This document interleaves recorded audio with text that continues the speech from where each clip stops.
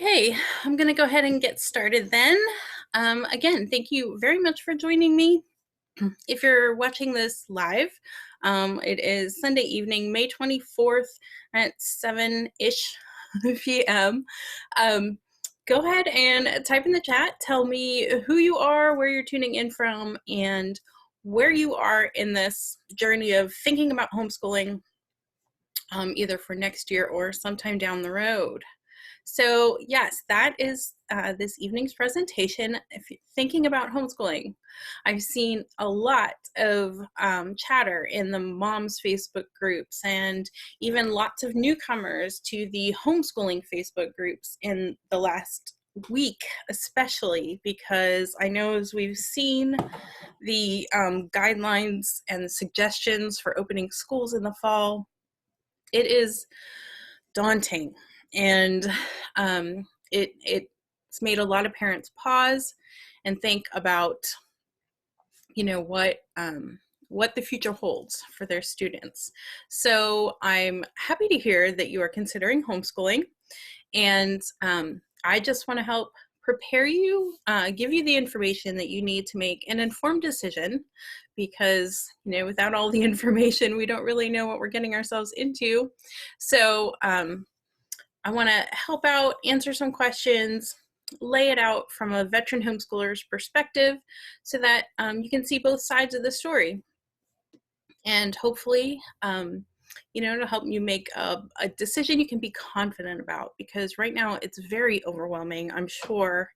I know it was for me when I started to think about homeschooling, but we've been in it for quite a few years now, and I wouldn't go back. So welcome, and let's go ahead and get started. So this presentation will cover what that switch from public school to homeschool looks like, the legal requirements to homeschool. Now this is specific to North Carolina, so if you are not in North Carolina, some of that particular information may not be relevant, and if you're not, then please reach out to me after the presentation and I can definitely help you find the requirements for wherever you are located.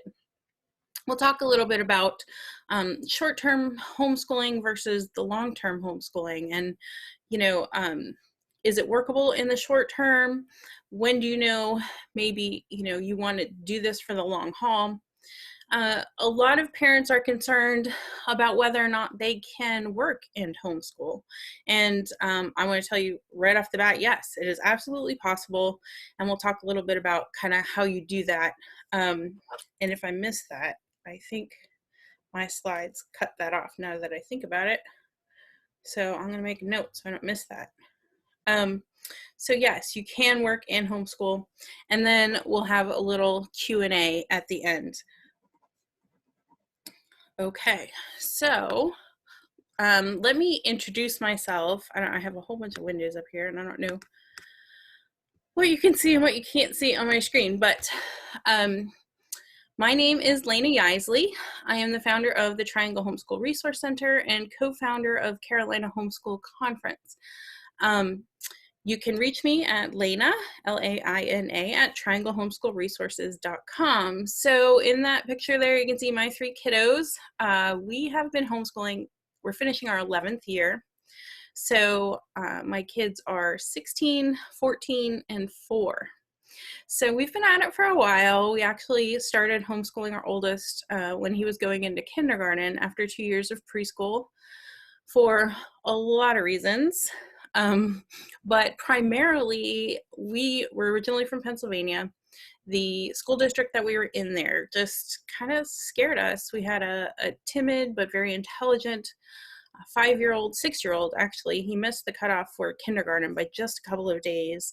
And his preschool teacher, after his first year of preschool kept telling us, get him into kindergarten, get him into kindergarten. And the only way we could do that was to put him in private school in the next school district over, where their cutoff was different, and he would have made it into kindergarten, and we just couldn't swing it at the time. Our income didn't allow it. The transportation issue, was a problem. So it just wasn't going to happen. So we put him in preschool for a second year, And by the second week of preschool, that second year, he came home complaining about how he hated school and it was boring and he wasn't learning anything and he knew it all already. And I just foresaw all sorts of issues. So the plan was to homeschool through kindergarten, because I figured, how badly could I screw up kindergarten? I had a college degree. It couldn't be that hard. And he kind of already knew all that stuff anyway, because he did go to a very good preschool. So we started, and we figured we'd move, but as you know, luck would have it, we moved to North Carolina, and not just the next school district over. So took us a little while to get our bearings here, and long story short, by the time we were settled and kind of knew what the situation was with schools and where kids were, I was homeschooling 2 children, and we'd been in it 3-4 years at that point, and decided we just did not want to let go of the freedom, the flexibility, the chance to see our kids developing and growing. And just as we were headed through middle school and into high school, along comes number 3. So I'll have a senior and a kindergartner simultaneously, and we'll be starting all over just as we're pushing the older 2 out out at the top end. So, but I love it. I wouldn't trade it for the world. We've just really embraced this lifestyle, obviously, or I wouldn't have founded something called the Triangle Homeschool Resource Center. But I love it. I love also meeting new homeschoolers and encouraging homeschoolers, and just kind of helping everybody have their successful, joyful, fulfilling journey. So if that is in the cards for you, and even if it's not, I want you to know I'm here for you, and we'll figure it out. And even if your kids do go back to school, public school, private school in the fall, there are lots of things that you can do as a family that help enrich their educational life and enrich your family life. And I'd be happy to talk with you more about that. Check out the Homeschool Resource Center for programs and that sort of thing as you go forward. So first, we're going to talk about that transition to homeschool. It is not as scary as it seems. Certainly, if you've been doing the, what do we call it, the crisis schooling, the quarantine schooling that the school districts have developed over the last couple of months to cope, that is not like homeschooling. Certainly, you're overseeing more of the education, you're involved more. Yes, that is much more like what we do as homeschoolers. But even, for those of us who have been homeschooling, this has been a major upheaval in the way we do things. We have support groups and co-ops and field trips. And, the joke is that you're never actually home to do the homeschooling because you're on the go. And what a lot of homeschooling families will tell you is that, your life begins to revolve around the education, and the education becomes what you can do with your life. So it becomes a whole just way of being, a whole way of living and experiencing life as a family. You work all that schoolwork into it, but you're kind of following your kids' interests, you're following your family relationships and the values and all the things that you want out of life for your kids. And there's so much flexibility and available that this kind of staying home and staying isolated and hitting the books all day is generally not what we do most of the time. So just a word of advice that, you can transition, and it can be smoother than maybe you anticipate. So the things to keep in mind when you're transitioning to homeschooling is to register your homeschool before withdrawing officially from whatever school that your children are currently enrolled in. You also, want to take a break, let go of the stress, put this period of life behind you. And, homeschoolers call this process deschooling. There are also some things to think about in terms of what homeschooling is in terms of a legal definition. There are different ways to educate your kids at home. Certainly, we've seen one of the ways, which is public school at home over the last couple of months. And there are the virtual schools that you may have heard of, the virtual charter schools, NCVPS, K-12, Connections Academy, I think is still active in North Carolina. If you are enrolling and you're not paying for it and it's full-time, they give you a schedule, they give you a curriculum. It's a public charter school, and they are established in North Carolina. That is not the legal definition of homeschooler. So you may be doing school at home, but when people talk about homeschooling and the requirements, and they're referring to the legal requirements, that doesn't apply there. There are other programs like where you can fully enroll online, Time for Learning, Seton educational resources, Liberty Online, Abeka, some of the, Bob Jones University. You can enroll in those homeschool programs full-time. They take care of grading, giving you assignments, lesson plans. Your student may have to get online and check in and participate with a class, but they are not recognized by the state as a school in North Carolina. So it's just a correspondence program. And in those cases, you are a homeschooler by legal definition. So you do register a homeschool to do those programs, even though they kind of keep the records and stuff for you. So some, things to consider there. So there's the word homeschool is being thrown around a lot lately. And the key is just to know what the legal definition in your state, in this case, North Carolina, what that means. So, and then, like I said, take a break. De-school, which means kind of let go of whatever tension had built up in this process that wasn't working for you, or maybe the fear of what you were looking forward to in the fall, and embrace, the freedom and the flexibility that you're going to have as a homeschooler. So, so the next thing to do is the homeschooling laws in North Carolina. And I see a question there about registering a homeschool, and applications are not accepted until July 1st. That is correct. Since we are at the end of May, the Division of Non-Public Education does not accept notices of intent in May and June. So the downside is that if your student is expected to be participating in school right now, in public school or private school, and it's not working out, you're kind of stuck with it at this point until July 1st.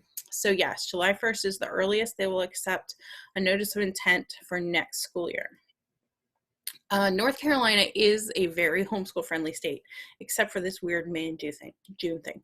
But otherwise, compared to several other states, especially in the Northeast for some reason, we have a lot of flexibility and a lot of freedom as homeschoolers. There are what I call 3 keys to homeschooling in North Carolina.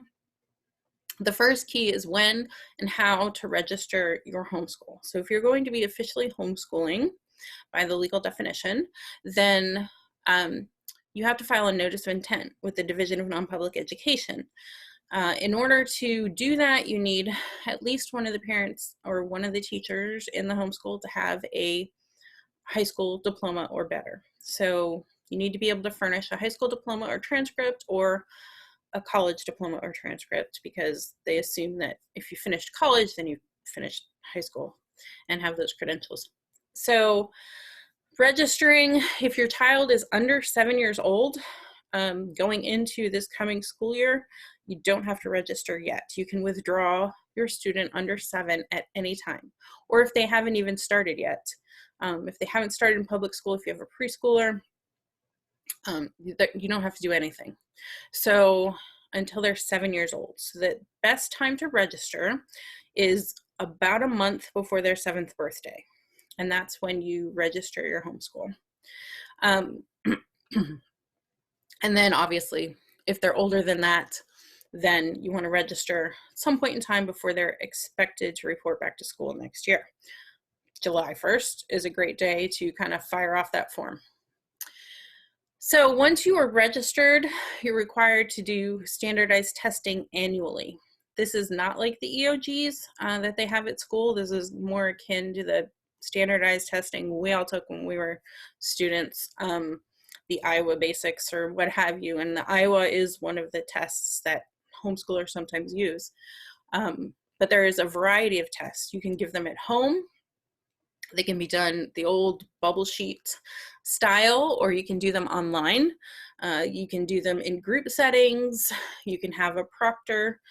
There are specific tests that you have to go to, like a certified tester, and it's kind of one-on-one with your child. So there's lots of options for annual standardized testing. I always say this is the one expense that you are required to have as a homeschooler. You can homeschool for just about $0 if you want to, except for the test. It's going to cost you at least $15 to $20 to, depending on the test, upwards of around $100, $120. So that's your one fixed expense, I would say. And then, so you do that within 1 year of registering your homeschool, and then you do it every school year thereafter. If you have been homeschooling before the 2019-2020 school year, then you don't have to test for this school year ending in July 2020.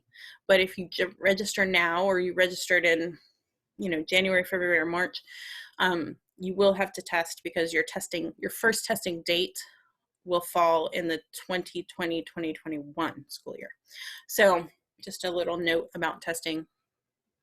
And then keeping records. There are just a few records that we need to keep as homeschoolers. You want to keep that notice of intent and your acceptance of it handy. It's very easy now because you can log into the DNPE portal. You'll create an ID when you fill out your notice of intent, and you can log into that portal and get a copy of your acceptance letter, your homeschool number, and your registered address at any point in time. Way back when, prehistoric times, when I registered, it was actually by mail, and we had a postcard, and you did not want to lose that postcard, because otherwise you had to call and they had to look it up, and you had to furnish proof that you were who you said you were, and get another copy of it. So much easier now. So you want to keep that handy. You are required to keep vaccination records or a letter of exemption on file or handy. Sometimes handy is at your doctor's office, so that's fine. You need to provide proof of those completed standardized tests, not necessarily the scores, but you do need to show that they were done for at least 1 year after the date, and you need to keep attendance in your homeschool. And that's it. If you have heard anything else about requirements for homeschoolers in terms of how many hours a day, keeping a portfolio, doing anything like an EOG, issuing grades or credits or anything like that, not true. Those are the only legal requirements to homeschool. Beyond that, then it is, a disservice to your child to not actually homeschool. But it is up to you. What is meaningful to you as education? What is, what might be meaningful to a college that your child is looking to apply to, or maybe a high school principal, if you decide you're going to transition kind of back to school at some point in the future. Then those are records that you are responsible for keeping, but it's also up to you what you want to keep. So, something else to consider is whether you are homeschooling short or long term. And this is kind of where it gets tricky in this season. In the past, we would say that, homeschooling short term when your children are younger, say preschool, K, 1, 2, even up to 3rd grade, easy peasy. If you change your mind, it's not working out, you want to put your kids in school, no problem. You go to the local school and you enroll them. The thing is, here in North Carolina and in a lot of other places, actually, it is up to each individual principal how they would handle placement of a student coming out of homeschooling. So, people will ask in Facebook groups and such, what's an accredited program I can put my child in so that the schools will accept it. Accreditation is for a school, not necessarily a curriculum or a textbook. So whether or not the school you're going into recognizes an accredited school or a non-accredited school, it's a conversation you need to have with the principal, with the school administrators, so you can plan for that eventuality. So the issue we're seeing right now is that students, families are thinking like, I don't want to send my kids back in the fall, we'll homeschool. If things get better by spring, put them back in school. I would think that principals are understanding that right now. They're kind of looking down the road and reading, seeing the writing on the wall for those kind of things. So we can't really say. The best advice I can give is to kind of have that conversation. It might be a relief to some school administrators because what they're going to have to do for numbers and such in the fall. So who knows? But that is a caveat, something to consider, that it's not just simply, I say my child's in 7th grade, they go back into the school in 7th grade. Now, if they just came out of public school, I would hope that wouldn't be so bad.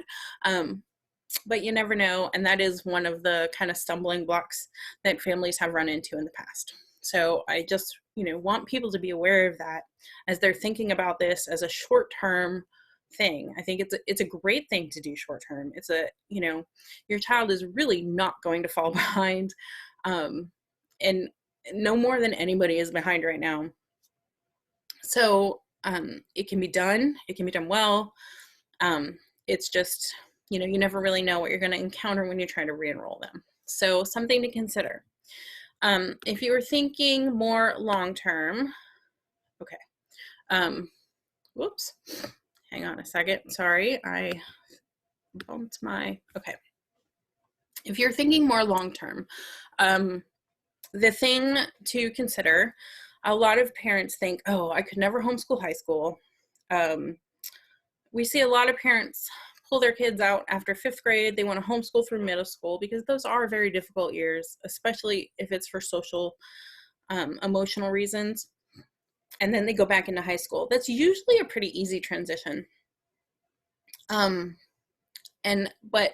I find a lot of parents putting their kids in high school and kind of mourning the loss of their homeschool. And that's not necessary. You can certainly homeschool high school. There are a lot of helps out there to do that. And in the long-term view, can your child get into college? Absolutely. Can they get scholarships to college? Absolutely. Do you have to teach calculus? Absolutely not. Do you have to do chemistry labs in your kitchen? Absolutely not. So there's a lot of flexibility. There are tons of opportunities to get together with other groups, to take classes from other teachers. Dual enrollment, you may have heard about in the public school system. It's also available to homeschoolers. It's available to any student, any high school student in North Carolina. So, and sometimes it's a little easier for homeschool students because we have the most flexibility in terms of when and where you choose classes. I know a lot of homeschool students who do dual enrollment in their junior and senior year of high school and do come out with that associate's degree concurrent with their high school diploma, because they can take classes, at Wake Tech, at JCC, at Durham Tech, and they take one online from Central Carolina Community College, and they take one online from Western Carolina. So lots of flexibility. There are colleges and universities that actually seek out homeschool students. There are tons of co-ops in the area with labs and calculus teachers and tutors. There are online programs. So you can get to a point where you're helping with homework just as much as you would be doing if they were in the public school system. And that's all you'll have to do as a homeschooler, other than keep their records. So, lots of flexibility when you think about long term. The other advantage of thinking about long term is that, well, it's really the flexibility, just put another way. Then you can decide what your child needs to learn and when. You can decide how they're going to learn it and from whom they are going to learn it. So you have the ultimate, choices here. You can stay on track with the standards of the public schools. You can do Common Core, or you can opt out of Common Core, or you can decide if your child has an incredible interest in geometry in 7th grade and they haven't taken algebra yet. There are non-algebra based geometry courses that you can, let your child go at it. Let them follow their interests so they don't lose that passion and that love of learning by kind of being forced to wait on something that, really excites them. If they have an interest in marine biology, go for it. Tons of courses down on the coast that you can enroll, your kids in camps and all kinds of things, distance learning opportunities, and the world is their oyster, right? You have so many choices and so many possibilities in front of you. The only thing is it can get a little overwhelming. You start to have the fear of missing out and, oh my gosh, am I giving them everything I want them to have? So in that case, you find a good community, you find great support, and people to lean on to reassure you that you are doing just fine.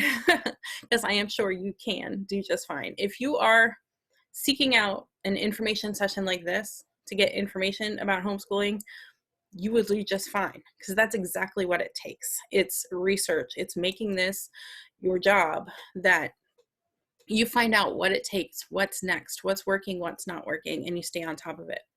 Which I did somehow miss my number 4 here, which is working while homeschooling. So for working parents, that feels very overwhelming. How can I stay on top of my kids' education, work, get them to sports, and do all that stuff? It's absolutely possible, and now more than ever, because families are coming together to support one another to make these things happen. It takes some creativity and some flexibility, especially if your children are younger and they can't be alone during the day. If you have high schoolers, it's, absolutely doable. Middle schoolers, yes, you can probably find other families where you can trade off time and responsibilities. You don't have to teach everything. By definition, in North Carolina, under our law, once you set up a homeschool, you have free reign to decide how, when, by whom your students are taught. So that means, you don't have to be standing over them with a math book. You can outsource that. You can outsource science. You can outsource literature and writing. And you can do it from all the same place, or you can mix and match. And then you're really, truly the administrator. You oversee it. You keep those records that we talked about in, a few slides ago, their standardized testing, their attendance, their vaccination record, all that stuff. But otherwise, whatever you deem acceptable, whatever education you want for your children, however you need to source that, you have freedom to do that. So in that way, working while homeschooling is very doable. So there's certainly workshops, there are support groups, there are websites out there for more details about kind of how you can do that.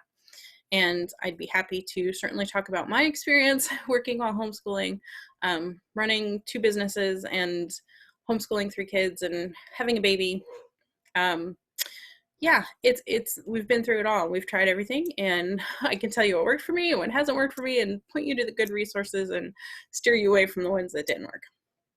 So it's totally doable. And, for those parents kind of wondering, that feels like the big thing. The only thing I can say is try it, and see how it works out. Certainly, you've probably had a glimpse of it the last couple months, except that, you had things to keep up with that you're required to keep up with from the school. And if that was what was tripping you up, if that was, what was making it difficult to balance it, then that's the part you can let go of, and you can find other ways to get that education in, and balance your work life a little bit better. So I hope that helps if that is your question. We are getting kind of toward the end. So if you're still hanging in there, you have any questions, do feel free to put them in the chat and I will get to them at the end. We can also turn on screens and microphones and share that way too.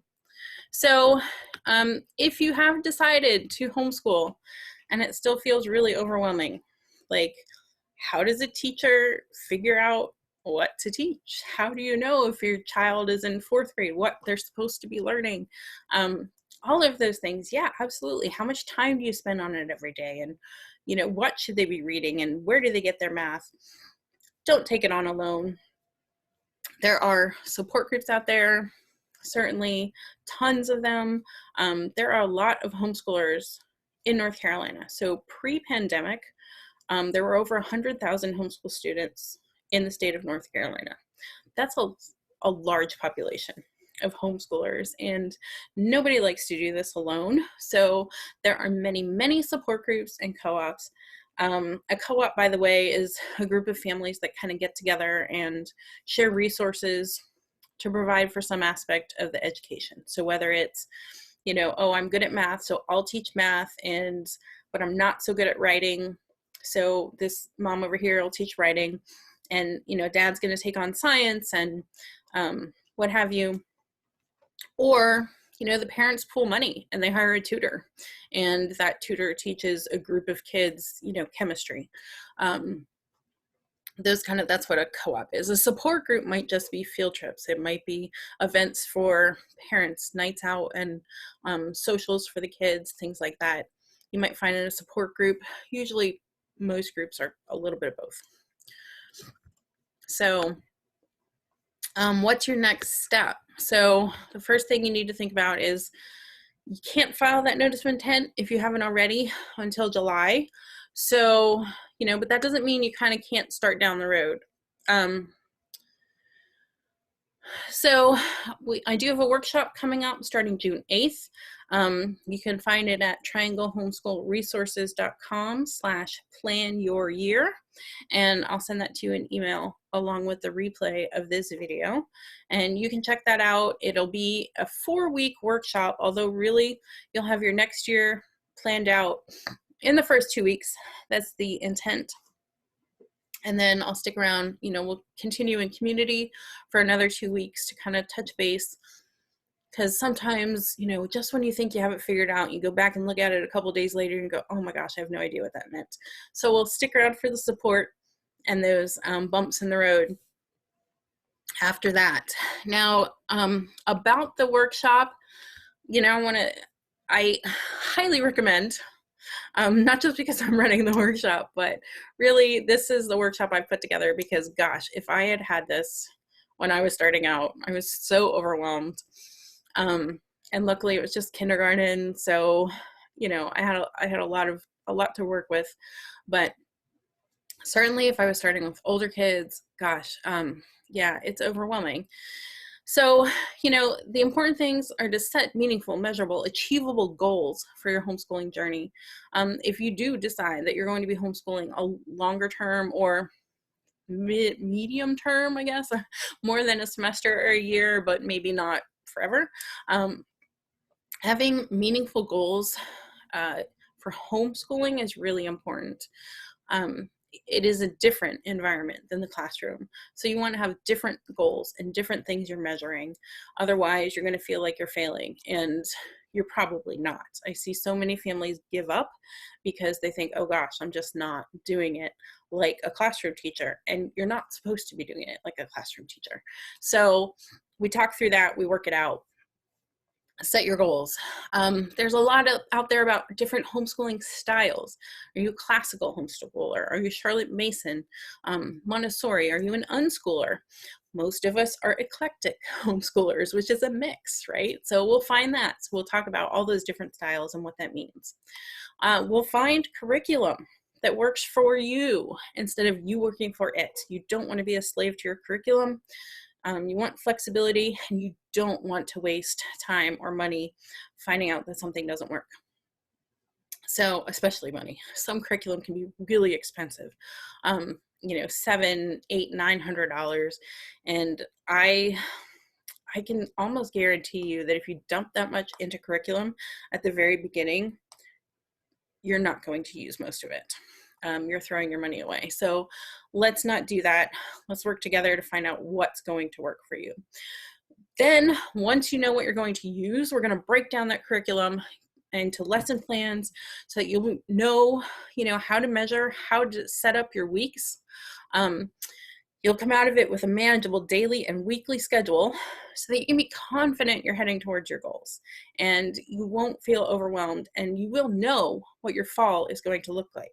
Because isn't that where we all are right now? We have no idea what the next couple months are going to look like, what this, emerging back into the world is going to look like and how it's going to work out. So at least you'll have something that you can feel confident about knowing what that's going to look like.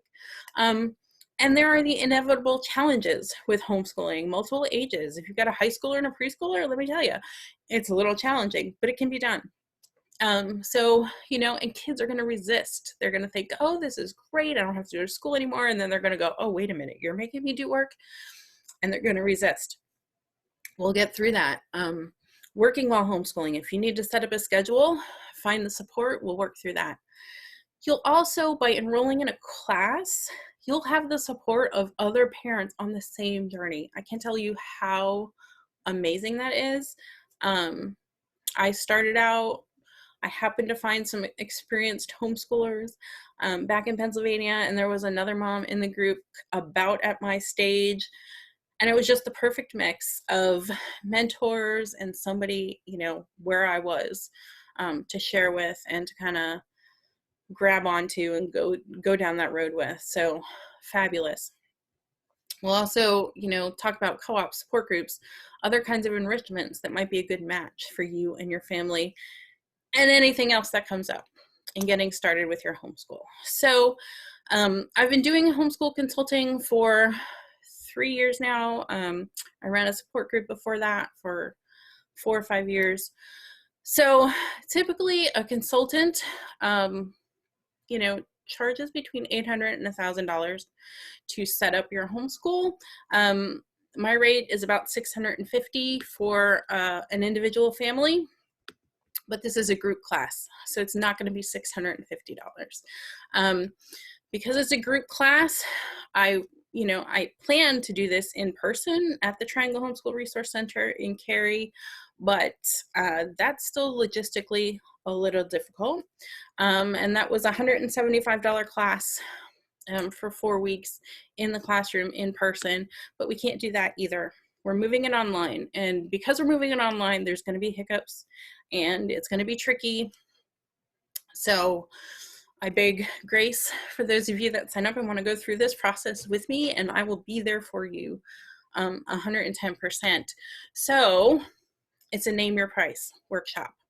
So like I said, it would be $175 if we're sitting down in the Triangle Homeschool Resource Center, but right now, if you go to trianglehomeschoolresources.com/plan your year, you can name your price and get into the workshop, get your homeschool year set up, be confident that you have not wasted time and money going into next year.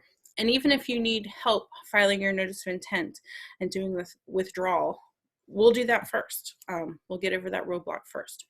So starts June 8th, limited seats available just because I do want to give personalized attention, and I can't do that with 50 people or even 40 people. So we'll see how it goes, and but we're looking about 20 to 25 seats in the class.